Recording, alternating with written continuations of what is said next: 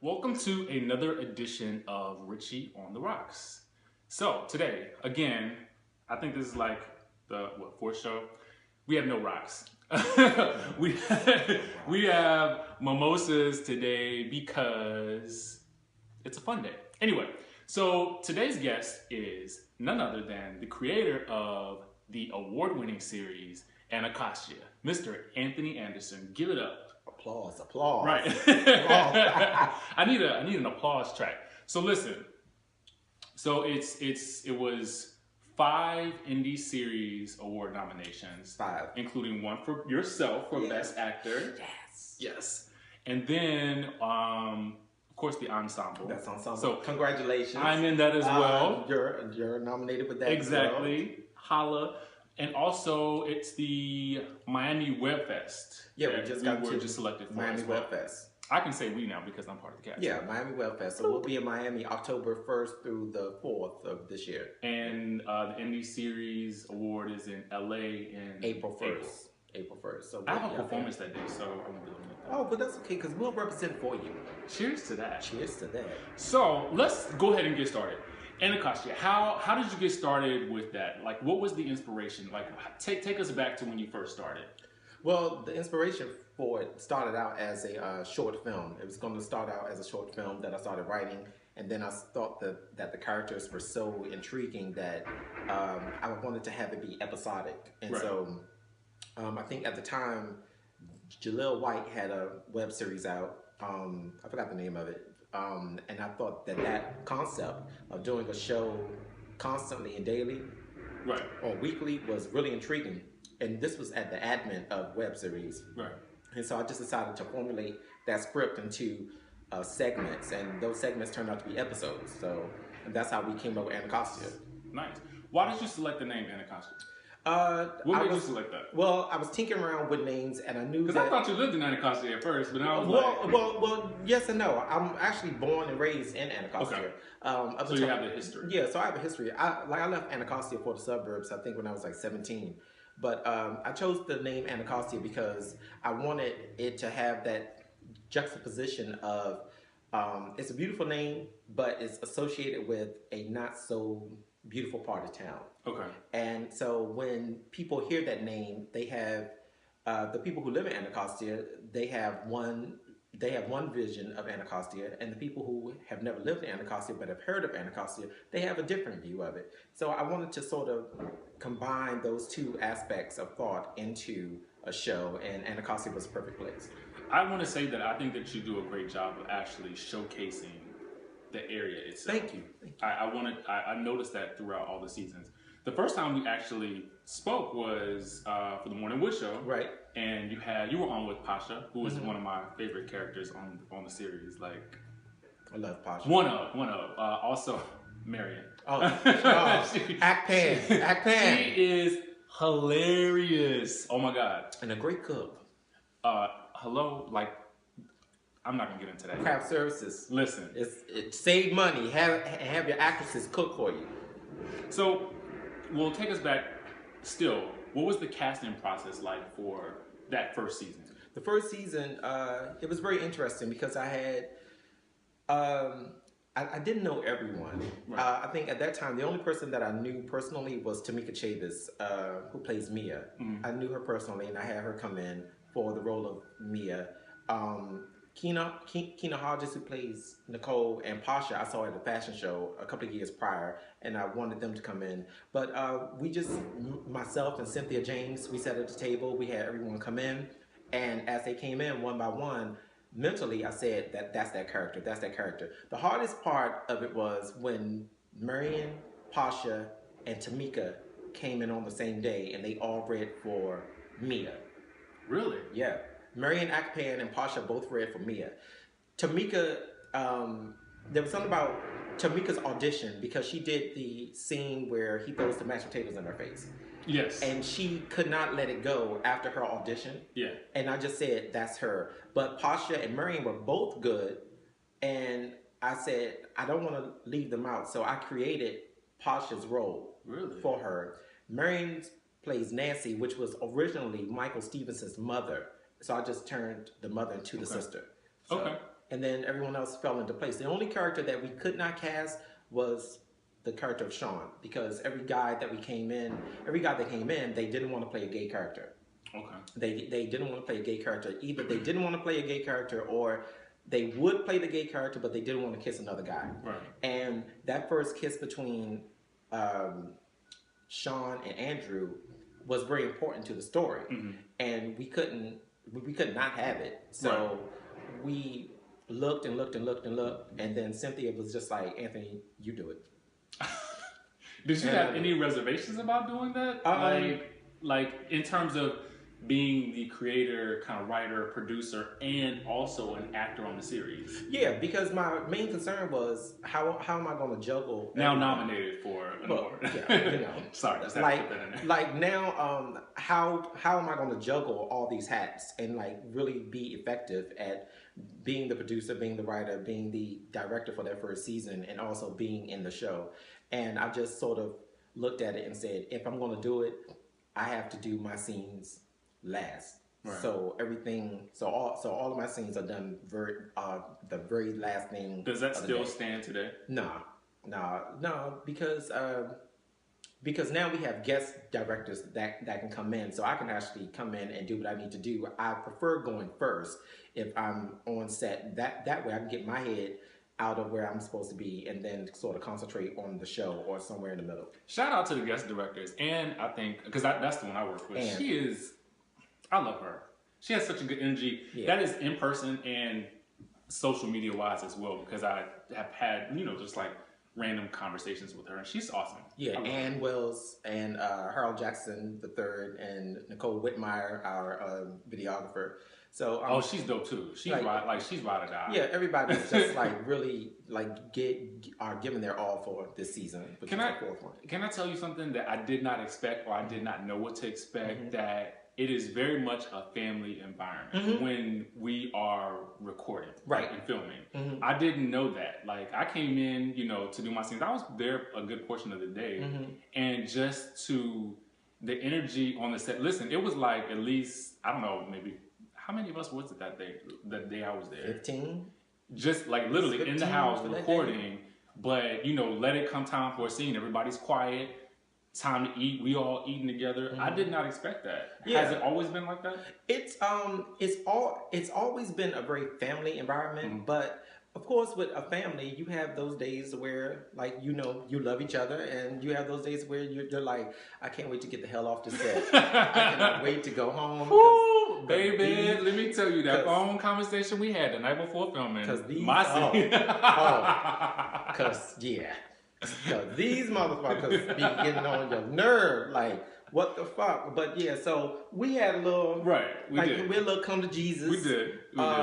Conference call with the cast that it was very much, shall we say, I talk and you listen type situation, and but it's necessary sometimes. But it was very necessary, because sometimes my level of seriousness is not always matched with certain actors and actresses' level of seriousness. Right. And so you have to sort of let them all know that, look, either you're going to do this or you're not. Okay. And I'm not going to take any bullshit. It's either you're going to shit or get off the pot. And if you're going to get off the pot now before you get snatched off of it. But you know what's funny though? I don't really feel I feel like though you had that level of seriousness in your tone and the conversation, I feel like everybody still came to set, and it was not to say that it didn't happen, but it was more that they respected what you said, and they just kind of carried on. Right. But the vets understand what's going on, and they understand that they know how to separate Anthony the producer from Anthony the friend. Right. It's when we're filming this show and you're on set, I'm sort of not your friend. Right. It's everything that's coming from me is coming from a producer standpoint. So the things I'm telling you is from a producer standpoint. And I can really relate to that. So I didn't take offense to anything that you said. I was just kind of okay. I'll be there in the morning. Yeah. You know, like and that's the great and that's the great thing to do. And you saw when you came in, there was no animosity from the phone call. It's like everybody understood. Like we got to work, and yeah, it was still fun because everybody else was like, okay, this is getting to a level where this is kind of ridiculous that all these people are coming up with all these excuses to why they can't do certain things. It's like you don't have to have an excuse. You don't have to be here. So it's just like, if you're going to be here, be here. If you're not, then, don't. I thought that was a cool thing. Like, that was one of the reasons why, again, we were talking about this beforehand, why I wanted to do this particular show, because number one, like, I used to act like way back in the day when I was in like college and high school, but I wanted to do something that I felt like was well respected. And then coming into it and being so pleasantly surprised by the level of professionalism and the fun environment. Like, there's actual, like, we are actually having a good time while we're doing this. Well, it's very important to me that because we do spend so many long hours on set that we have to have fun. It's like we have to have a level of camaraderie. We have to have a level of family aside from the working. And I think what's even better is that you have a sense of respect from all of the actors. Once they get the scripts, they'll read over what somebody else is going to do, and they'll say, oh, all right, well, even though I'm finished for the day, I'm going to stay around and watch this scene come together, because on paper it sounds amazing, so I want to see how they bring it out. Speaking of that, when you write the scripts, do you change your lines? Like, do you kind of like just go for it because you know what the scene is about, or do you me personally? do you stick straight to the script? Well, I'm always curious about that. Well, me personally, it depends. I tend to stick to the script because a lot of stuff that's in the script sort of has to do with stuff that is coming up. So you don't want to veer too far left from it, because then when certain things unfold, it really doesn't make sense for that particular character. And so with I do know that Tia Day, who plays Deanna, Tia likes to improvise a lot. She likes to improvise a lot. I read with her, and she she said that. She said, we just gonna kind of go for it like this. This is what the script said, and I'm gonna follow along, but this is the energy I'm kind of feeling. Then, you kind of directed the scene still, but her energy was crazy. Right. And that's when you have a person to where they'll say, well, look, I know it's written this way, but I wanted to see if we could try to do it this way. And I'll let you do that. And if it doesn't work, then it doesn't work. So it's just like one of those situations to where it just depends on the thing. But that's also, as a writer, you don't want to offend the writer by coming in and just completely reworking the script. And I'm sitting there like, side eye. Like what's that meme? Like that ain't on the page. Tremaine Norris, that ain't on the page. See, I said we gonna name names today. We are going to name names. So yeah, like he was on set and said something, and I was standing outside the car like, that is not on the page, sir. You need to say what's on the page. So, okay, speaking of cast members, we have been kind of privileged to work with soap veteran. Yeah. I would say Martha Byrne, but it's Martha McMahon, right? That's her married name. Okay. Her married name is Martha McMahon. From As the World Turns, correct? Yeah, it's Martha Byrne from As the World Turns. She's played Lily Walsh Snyder. On As the World Turns for years. And I think she's been in business for like over 30 years. A 2-time Emmy Award winner. And just like, look, let's be real. I'm still amazed that she still wants to come back and do the show. How did that come about? It happened at the Indie Soap Awards. One year she was hosting, and we had met, and she had mentioned that she wanted to do it. I didn't take her serious. And then we had to do a show in LA together, and both of us was on set in LA, and she said, I would love to do something on Anacostia. And I sent her some scripts, and she said, I love the character, I want to do it.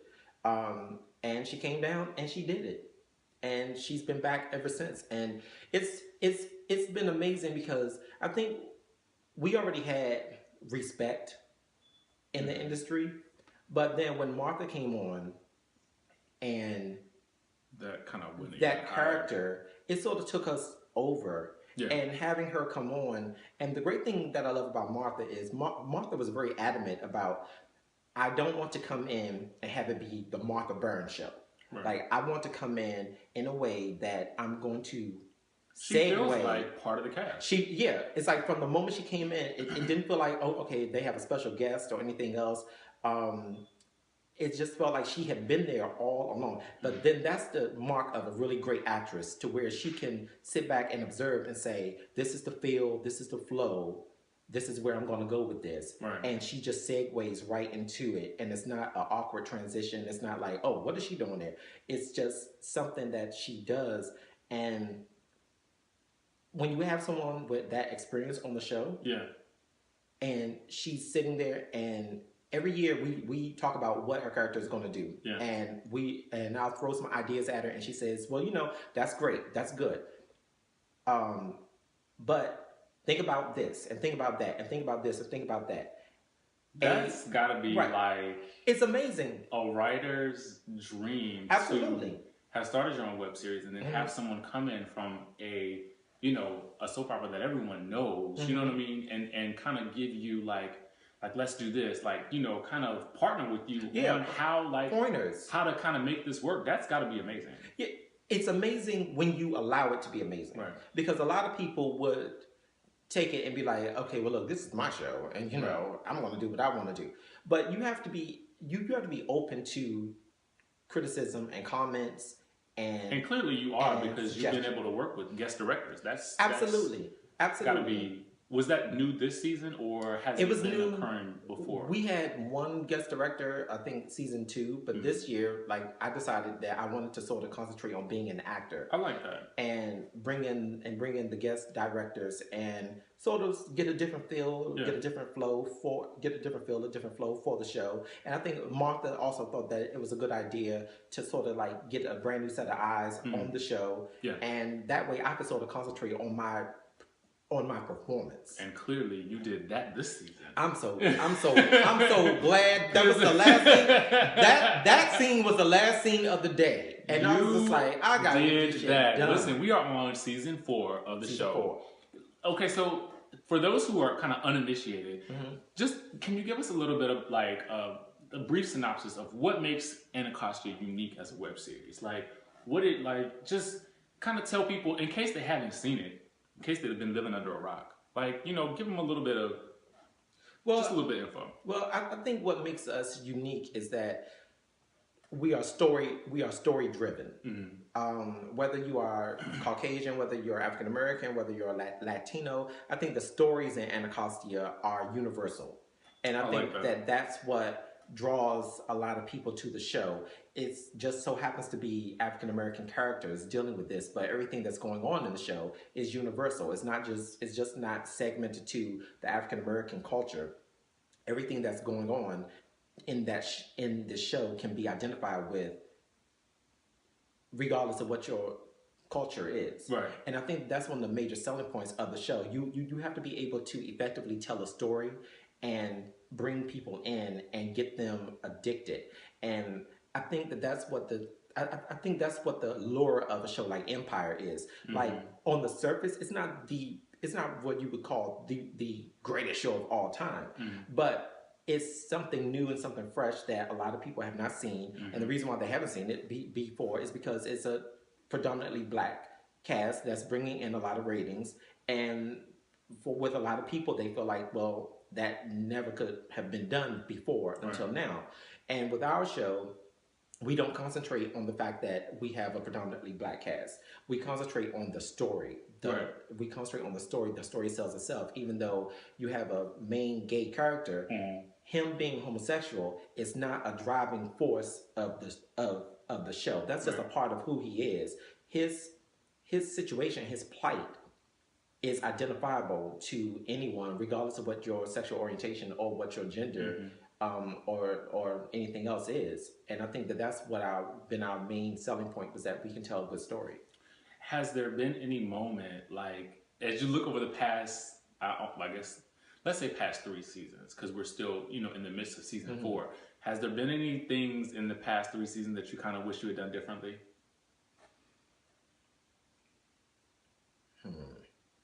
Things differently. Or maybe any lessons learned, you know what I mean? Yeah. Lessons learned. Listen to your instinct. Listen to your gut instinct about people. Boy, that is important. Yeah. In anything you do. Yeah, listen to your gut instinct about people.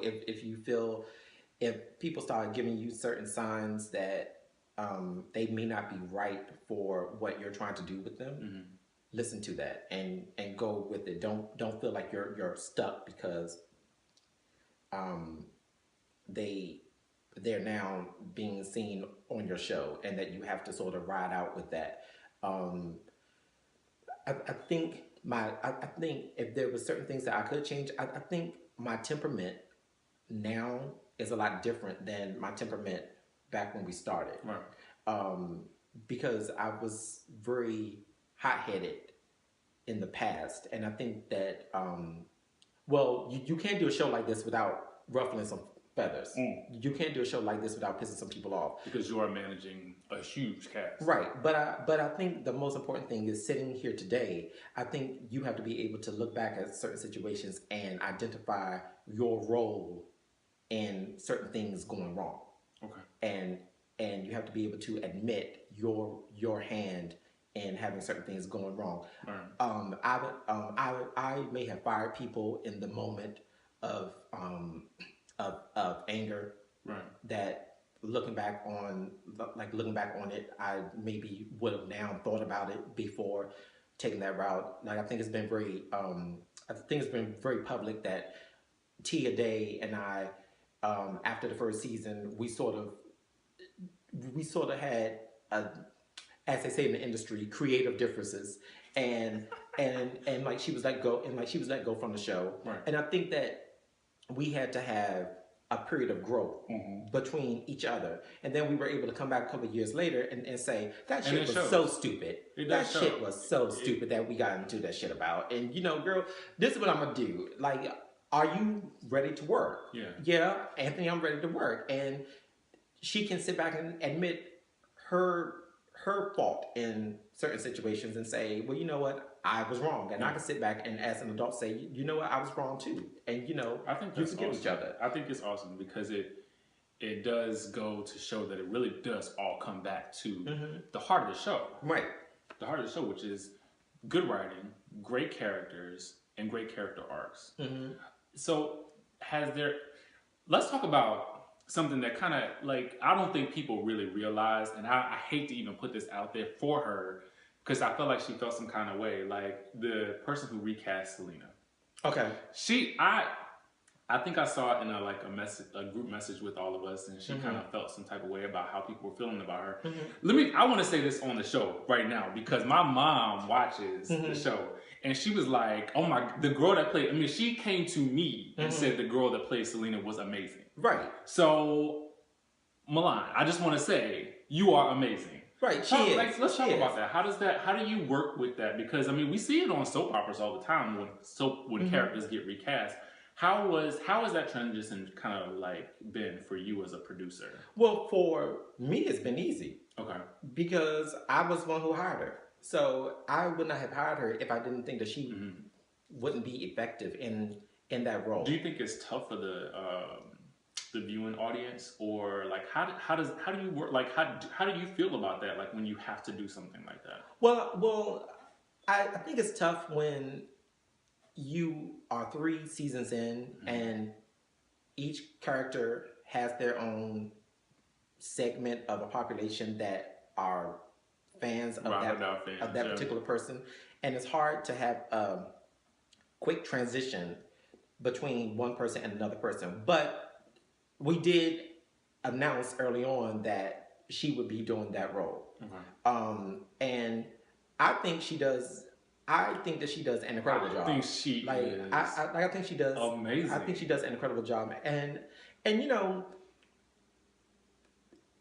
the thing that I told Milan about what to expect when she came into this. Even before we started filming, I said, "Look, the fans of the show are very vocal.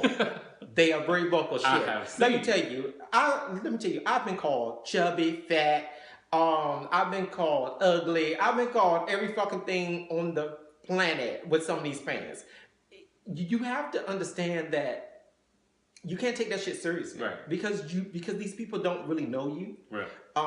And I told her before we started filming, I said, I'm gonna let you know something. There's gonna be some times where you're gonna probably read some shit, and the people are not gonna be that nice. But as long as I'm happy with the work that you're doing and the job that you're doing, you don't have to be concerned about what anyone else is saying.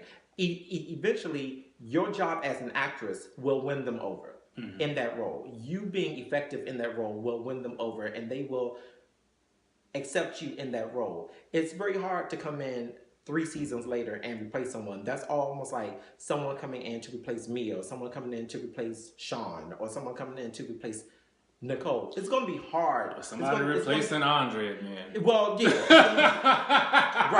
Right. And you know, we've had 3 Andres. Shit, you know what I mean? Come on now. We've had 3 Andres. People. Why is this character so hard to find? People don't concentrate. Well, Andre wanted to go and do another show, and so we let him go do that. Oh, well, there you go. Blessings were gone.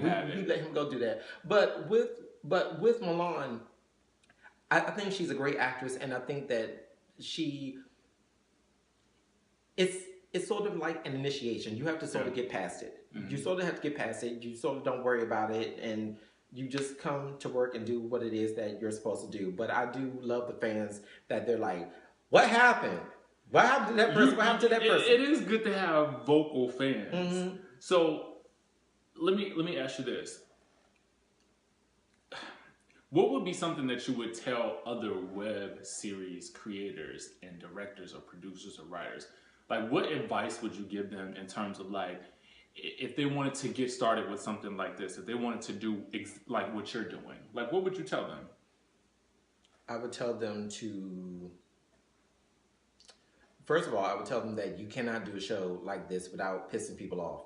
You are going to piss people off. So if you have friends involved in it, please understand that you're going to piss your friends off. They're going to be pissed off at you. There's going to be a lot of back talk behind your back. And you can't take the shit personal. Like, really, you can't take it personal, because at the end of the day, you have a job to get done. Regardless of what happens, you have a job to get done. You have a job to finish. Don't be afraid to, I hate to say it like this, don't be afraid to fire people. And it's not being curt or anything else. It's just being very honest. If someone is on your set and they're causing a lot of problems internally, and it's becoming a very hostile place to come work, and people don't sort of want to either do scenes with that person, or that they just don't want to be around that person, and that person is the center of contention, get rid of that person. Mm. Don't be afraid to write that person out. Don't be afraid to, like, fire people. You as the creator of the show, you're always going to get the ass of the stick. You are always going to get blamed for every fucking thing. If it's right, everybody else going to take credit for it. If it's wrong, everyone wants to look at you. So you have to be able to say, I'm your friend, but at the end of the day, I'm the producer of the show, and I have to do what's best for the show. And I've never been afraid to fire people. I've never been afraid to say, our working relationship has come to an end, and it's nothing mean or nothing like that. And some of them have been, like, really good friends to me. And you just sort of shrug it off and say, I'm sorry, but at this point, there's no further, we can't go any further. Listen to your gut instinct. If you feel as though somebody is there on your show and they're looking for stardom, and they have done a lot of things that have not brought them stardom, and they're on your show looking for stardom, it's not going to go well if they don't get what they are looking for. We've had situations where, like, I'm just be fucking honest. We've had situations where I've gotten calls after a write-up in a magazine or a write-up in a newspaper saying, why is my name not mentioned? Why didn't they come and talk to me? Why didn't they call me? Why am I 4 why am I 4 people back on the poster? Like it's like really, yeah, it's shit like that sort of it's those type of phone calls that sort of have you on in front of your computer saying, I need to rewrite some shit. Because if you're upset about this, this is only a sign that this is only going to get worse. So I need to start creating a way that you're going to exit this show. Yeah. Because when you're working as a ensemble, I don't care if I get nominated for an award or if Kelvin gets nominated for an award. Mm-hmm. If Kelvin gets nominated for an award, I'm not going to look at like amazing right. in the beginning of the season. I'm not going to look at Kelvin and be like, well, why did Kelvin get nominated and I didn't? Mm-hmm. Well, Kelvin doesn't do a better job than me. I'm going to be excited for Kelvin because a nomination for anyone in the show is a nomination for the show. Yep. Any way, shape, or form you look at it. It's a nomination for the show. And I think that sometimes you have to get over your ego and you have to applaud your fellow castmate. Yeah.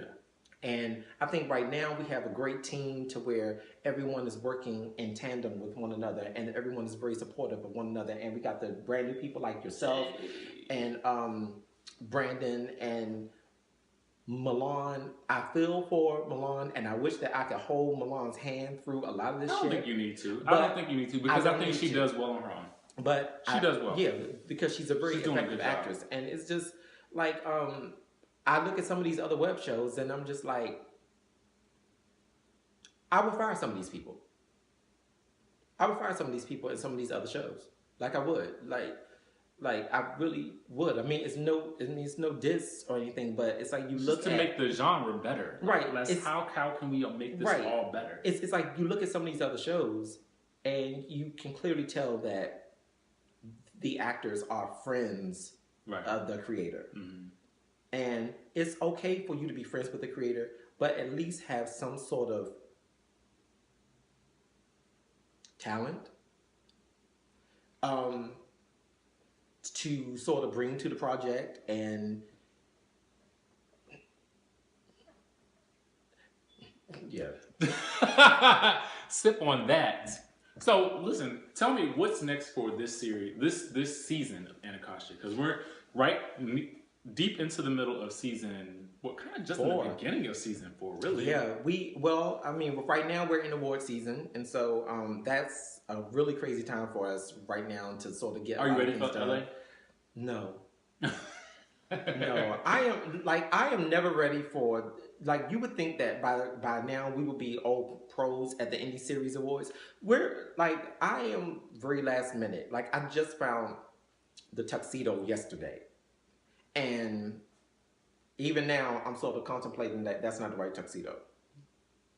Like, it's a big deal. It's like it's like the Oscars for us. Yeah. So it's like to go in and sort of represent the show. We have an entire damn row. We have the entire C row of the theater.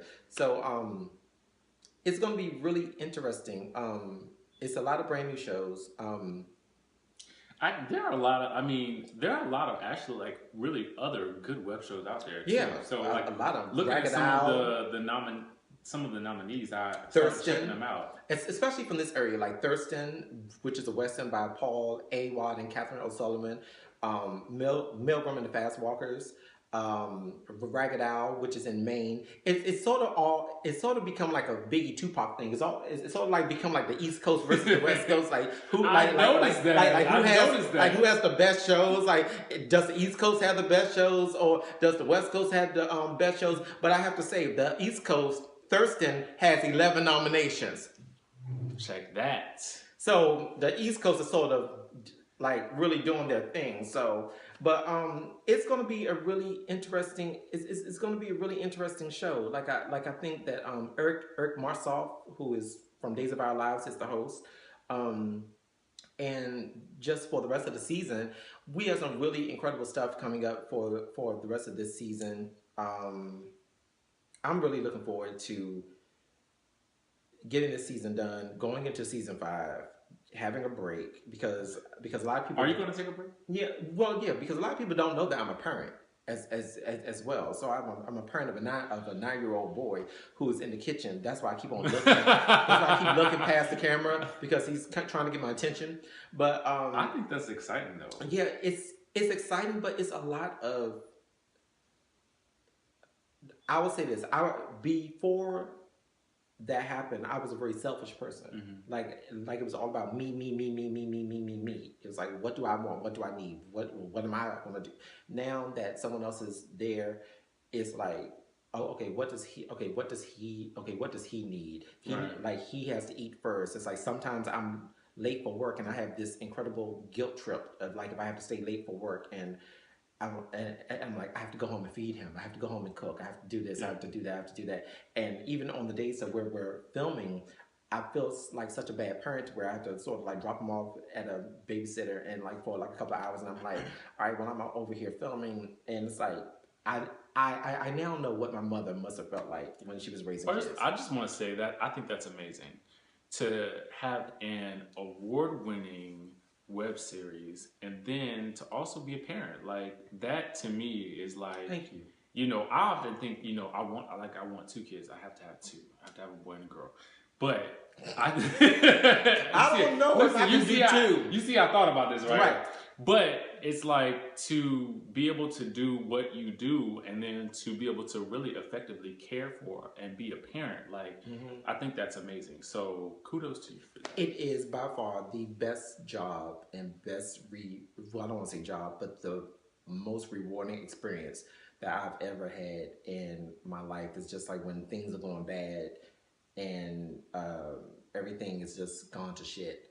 It's like you come home and that child hugs you and says they missed you, or they want to tell you about their day, no matter how jumbled it is, and they want to tell you about Spider-Man 2012 or 2019 or 2020, and you're sort of sitting there like, what are we talking about? It's like it makes you be a different person. Yeah. Parenthood makes you be a different person, and I had no idea that it would. But yeah, so that's my greatest opportunity. That's my greatest thing in the world, aside from the awards. Like, you can win all the awards in the world, but coming home to that, my kid is by far the greatest award that I could ever have. That is amazing. Yeah. So what type of... So let's get down and dirty. What type of dirty questions do we have? You know what? I didn't really have any dirty questions for you, because I feel like it was for me I want to discuss. I knew when I started this show that there were certain people that I had to do, and you were always on a list for me. And I want to have you come back later, because I feel like there's so much more that we can talk about. And this is just kind of like the tip of the iceberg. So we just getting started. Oh, you mean like that shady comment that you threw at Mark Angel? That was not shady. You didn't like that shady comment that you threw to Mark Angel? He had a Janet book on the table during that interview, so that was that. No. Look, I have a buddy in New York. His name is DJ Baker. And I love DJ Baker. You and DJ have got to sit down together. And you got to bring up Mark Angel to DJ Baker. You got to shout out to DJ Baker and shout out to Mark Angel. You got to bring up Mark Angel to DJ Baker, because he will have you cracking up. Listen, so what else is on? Like, what else do you have in store for yourself? Like, do you want to do any more shows? Like, because I know that you adventured into reality for a second there. Well, City Boys. Okay. Okay, well, that's my only down and dirty question then. Well, okay, City Boys. What happened with City Boys? A lot of people have a question about what happened with City Boys. City Boys is still there. We're still tinkering with it. The problem I have with City Boys, for those of you who don't know, City Boys was a reality show that I was doing about 7 gay men in the DC area. The problem I had with City Boys was that I had no idea that there was going to be, well, let me be honest. I had no idea that there was going to be a lot of fucking going on behind the scenes. No! Yeah.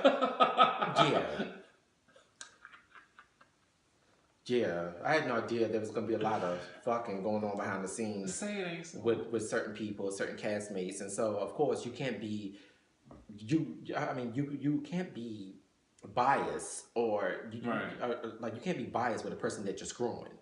So it's like you can't be on the set and keep personal and business separate. Right. People. It's like, so once that came out, it was sort of like, oh, okay, let's go ahead and bring in some more people. We brought in some more people, and it worked for a second, but then a lot of personal things.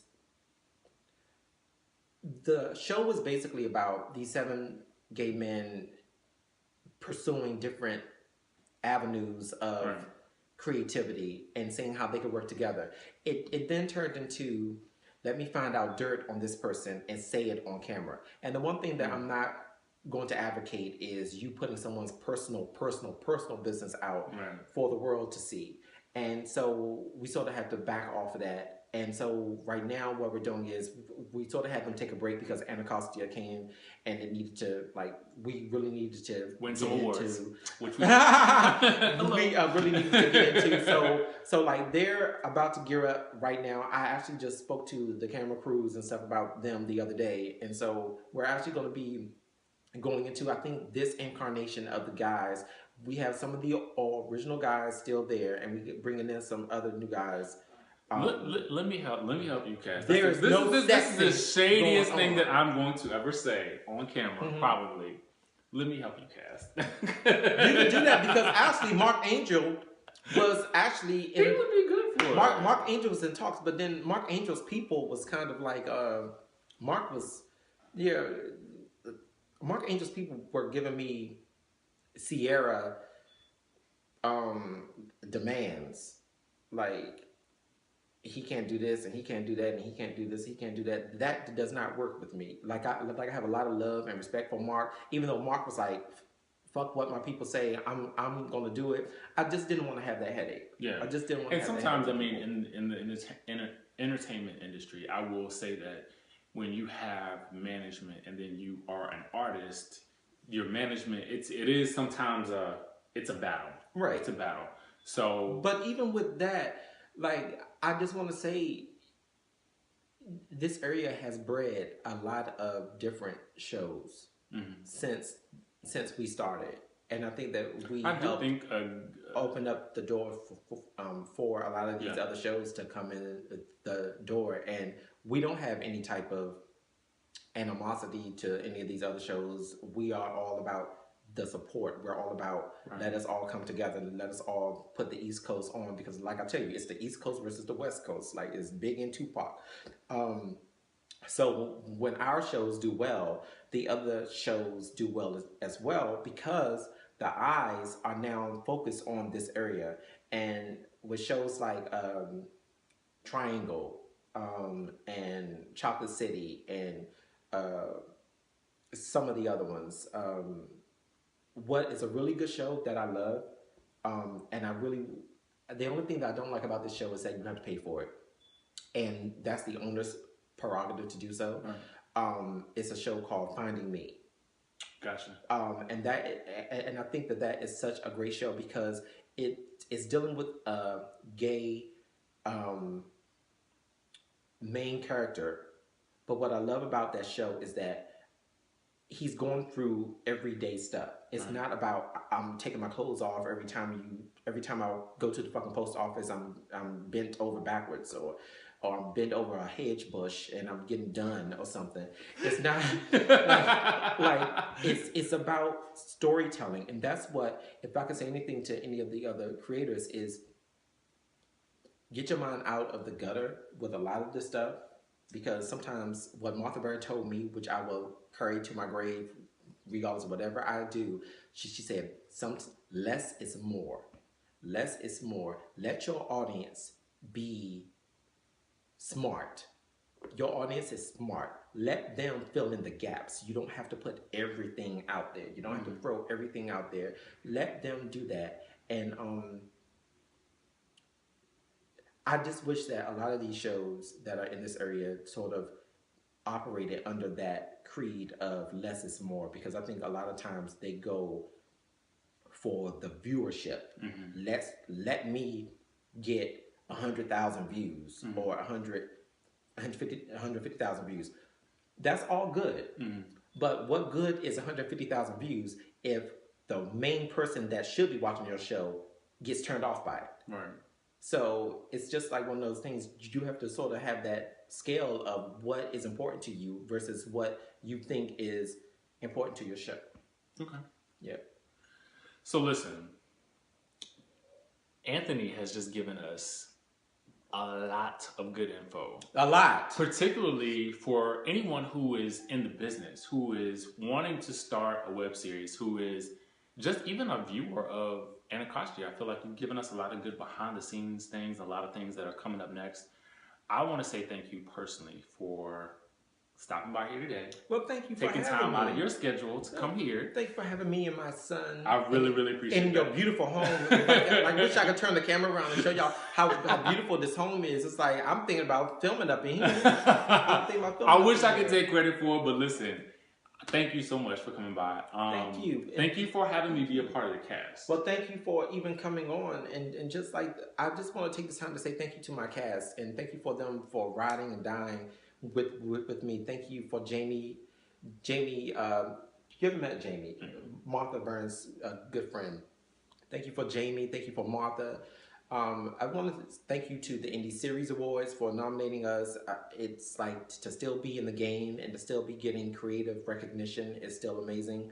And I just hope that when it's all said and done, when the show is done and over with, this show has bred other people into creativity. And if you have those scripts that's on your dresser, that's in your drawer, pull them out and work on them and get some people that is going to be willing to work with you, and get a cast that's going to be willing to work with you. And you don't have to take your clothes off on every scene to prove a point. Preach! I think we're going to end right there. Thank you for watching another edition of Richie on the Rocks, and thank you to Anthony Anderson, the creator, the writer, the producer of Anacostia. No, why do you...